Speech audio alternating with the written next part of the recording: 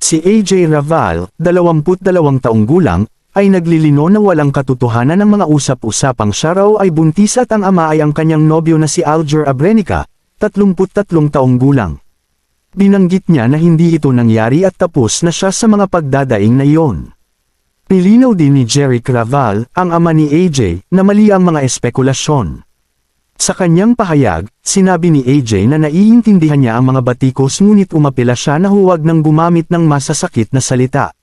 Sa kanyang Facebook Live, ipinaliwanag ni AJ Raval na naiintindihan niyang tinatawag siyang kabit at homewrecker ng ilang bashers dahil sa kanyang koneksyon kay Alger Abrenica na may asawa at pamilya na.